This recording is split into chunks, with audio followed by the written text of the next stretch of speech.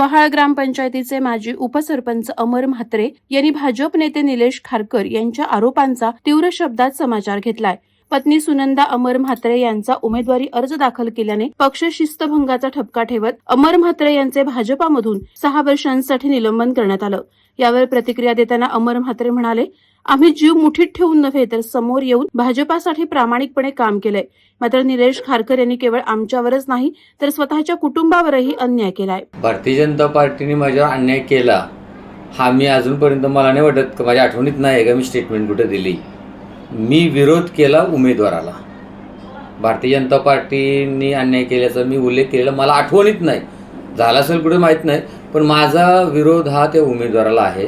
आणि जे म्हणतात की खांद्याला खांदा लावून मी आहे त्यांच्याबरोबर विरोधकांनी ज्यांनी माझ्यावर अविश्वास ठराव आणला होता, तर त्यावेळेला मी हेही सांगू शकतो की भाजपचे जे ग्रामपंचायतीचे सदस्य होते त्यांच्याबरोबर काँग्रेसची ग्रामपंचायत सदस्य एक होती योगिता नाईक, तिनेही मला पाठिंबा दिला होता. तिनेही त्यांच्या म्हणजे तुम्ही बोलता की विरोधक मग काँग्रेसची जे ग्रामपंचायत सदस्य माझी पाठीमागं जर ठामपणे राहिली का अमर म्हात्रे उपसरपंच राहिला तर कामं होतील, तर विरोधक असा विषय नव्हता. कारण त्यावेळेला इलेक्शन असं झालं का सर्व पक्षीय युतीतून इलेक्शन लढला गेला होता. स्पेशल भारतीय जनता पार्टीचे आम्ही कोणीही उमेदवार नव्हतो. हे उमेदवार होते त्यावेळची ती युती परिवर्तन आघाडीच म्हणायला लागेल असा तो होता. दुसरा विषय अन्यायाचा जो विषय बोलतात ते तर निलेश खारकरकडून माझ्या अन्याय झालेला आहे. मी स्पष्ट बोलतो. 23 जून 2023 रोजी ज्यावेळी माझ्यावर प्राणघातक हल्ला झाला त्यावेळेला माझे हात तुटले गेले, डोक्यावर वार झाली माझ्या. त्याच्यानंतर निलेश खारकरला जर वाटतं आहे की बाबा तो भाजपचा कट्टर समर्थक आहे, तो अध्यक्ष आहे विभागाचा, त्याची वाईफ अध्यक्ष आहे महिलांची, उमेदवार पण घरातच आहे, त्याला वाटत असेल की बाबा अमर म्हात्रे कुठेतरी चुकतंय, तर त्याच्या चुका मी दाखवू इच्छितो की ज्यावेळी माझ्या 23 जून 2023ला अटॅक झाला 20 दिवसानंतर मी सांगतो की 20 दिवसांनी दोन्ही हात बांधलेले डोक्यावर पट्टी असताना मी ऑफिस जॉईन केला. त्यावेळी यांच्या ऑफिसमध्ये यायची हिंमत नव्हती भाजपच्या. का भीती होती तर कोणी येऊन आमच्यावर अटॅक केला तर काय होईल. आम्ही आमचा जीव मुठीत ठेवून नाही तर जीव समोर ठेवून आम्ही भाजपचं काम केलं आहे. भाजप आम्ही जगलेलो आहोत, भाजपच्या रणनीती आम्ही जगलेलो आहोत. माझ्यावर अटॅक नंतर ज्यांच्या खांद्याला खांदा लावून बोलत आहेत ते म्हणजे राजेंद्र पाटील, समजा त्यांचं नाव अप्रत्यक्ष येतात ते, तर मग निलेश खारकर यांना मी विचारतो की बाबा अरे माझ्यावर अटॅक झाल्यानंतर तू भाजपचा सरचिटणीस होतास, तू भाजपचा खूप मोठा कार्यकर्ता आहेस, एकनिष्ठ कार्यकर्ता आहेस, तर मग तुला 1 महिन्यानंतर झालेल्या राजेंद्र पाटील यांच्या मुलाच्या लग्नात दिवसाढवली जायचं होतास ना, तुला जर आहेर होता लग्नात जाऊन द्यायचा होतास. रात्री 2 वाजता तुझं सपत्नीक जायची गरज काय होती हल्दीला त्याच्या, का लोक नसताने रात्री 2 वाजता जायची गरज काय होती. त्यांना द्यायला आणि गुच्छ पण देत आहेत तुला. याचा अर्थ अजून एक सांगतो, माझ्यावर अटॅक झाल्यानंतर तू प्रशांत पाटील यांना किती फोन केलेस, जे राजेंद्र पाटील यांचे भाऊ आहेत, शेका पक्षाचे नेते आहेत, तर माझ्यावर कुठल्याही हे करण्या अगोदर त्यांनी स्वतः बघावे. आणि अन्याय त्यांनी फक्त अमर म्हात्रेवरच नाही केला, अन्याय त्यांनी त्यांच्या स्वतःच्या कुटुंबावर पण केलेला आहे. अन्याय त्यांनी उलवानोडमधील अशा लोकांवर केलेला आहे की त्याचं एक उदाहरण सांगतो मी. आठवडा मार्केटच्या विरोधात अमर म्हात्रे पहिल्यापासून लढत होता. आमची भांडणं होती संजय नाईक बरोबर. संजय नाईकचं आठवडा मार्केट फक्त कारण त्यावेळी मंगळवार शुक्रवार लागायचा, शुक्रवारचा मार्केट बंद झाला होता, मंगळवारचा चालायचा. त्यावेळेला आम्ही पोलीस स्टेशन सिडकोमध्ये जाऊन फक्त मी 10 वेळा हाच विषय घेतला. माझ्या वचननाम्यामध्ये तो विषय आहे का सिडकोनी तो आठवडा मार्केट कुठंतरी एका शहराच्या अलग एरियामध्ये द्यावा, तिथं पार्किंगची सुविधा करावी, रातोरात तो साफसफाई करावा आणि जे लोक विक्रेते येतात त्यांचं आयडेंटिफिकेशन करावं. कारण जर बांगलादेशी त्याच्यात आले, रोहिंग्या जर आले, ते लोक आपलाच पैसा कमवून आपल्या देशाच्या आपल्या विघातक प्रवृत्तींना बल देण्याचं काम करतात. त्याच्या विरोधात मी लढत होतो. त्याच्यातूनच संजय नाईक यांनी ज्यावेळी माझ्यावर अटॅकची सुपारी दिली ते पूर्ण डिटेल्स पोलिसांसमोर आले. ते इन्व्हेस्टिगेशन करता वेळेस आमदार साहेब मदत केली आम्हाला. कर्नाटकच्या बॉर्डरवर त्यांना पकडण्यात आलं दुसऱ्या दिवशी. आणि मकोकाचे आरोप होते, असे नाहीत का साधे सुद्धा नाही, सर्व लोक हद्दपार मकोकावाले होते, अशा लोकांना सुपारी दिली होती. तो संजय नाईक ज्यावेळी आमदारकी होती त्यावेळी प्रीतमदादांचं काम करीत होते. प्रीतमदादांचा आणि जयंत म्हात्रे साहेबांचा ज्यावेळी पक्षप्रवेश झाला भाजपमध्ये, त्यावेळी जर त्यांनी पक्षप्रवेश केला असता तर तो त्यांचा कार्यकर्ता म्हणून मीही समजू शकलो असतो. पण स्पेशली निलेश खारकर याने मला डॅमेज करण्यासाठी बामणडोंगरीत एक माझ्या म्हणजे पॅरेलर एक टीम तयार करण्यासाठी संजय नाईक यांचा गवगवा करून आमदार साहेबांना मजबूर केलं महेश शेटना की त्याचा पक्षप्रवेश झाला पाहिजे. आणि तो पक्षप्रवेश थाटामाटात करण्यात आला आणि त्याच्यामध्ये सांगण्यात आलं की संजीवजी नाईक यांच्या प्रवेशामुळे इथं बलकटी निर्माण होईल. मग आत्ता मी त्यांना सांगतो की संजय नाईक यांचा फोटो पण टाकायला पाहिजे होता, त्यांचे कार्य टाकायला पाहिजे होतं. आम्ही आमच्या वचननाम्यात जे मुद्दे मांडलेत ते त्यांच्या बुद्धिमत्तेच्या बाहेरचे आहेत. तुम्हाला सांगतो, माझा वचननामा वाचून मग तो सांगतो का आता पेट्रोल पंपाचा आम्ही उद्घाटन करणार होतो पण आचारसंहिता लागली.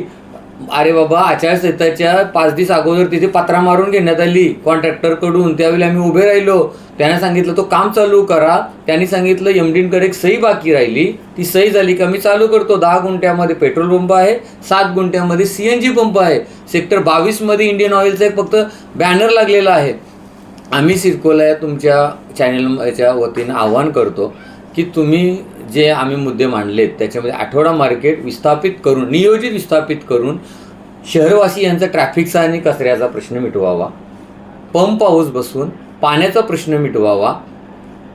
रात्री अपरात्री 11 नंतर कुठल्या गार्डनला तुम्ही गेलं तर चरस गांजा घेणारी मुलं जी आहेत ती बेधुंद होतात. मुलींना आपल्या भगिनींना बाहेर निघणं मुश्किल होऊन जातं आहे. त्याच्यावर नियंत्रण आणावा. 24-25-25A हा त्याचा गाव आहे. कोणाचा? निलेश खारकरचा उमेदवार आहे, त्याची वाईफ. त्याचा तो रोड, त्याच्या घरापासूनचा रोड तो 25A पर्यंत तुम्ही आज जाऊन बघा व्हिडिओ काढून. अक्षरशः झोपडपट्टी करून ठेवलेले आहे, ड्रेनेज आणि रस्ते.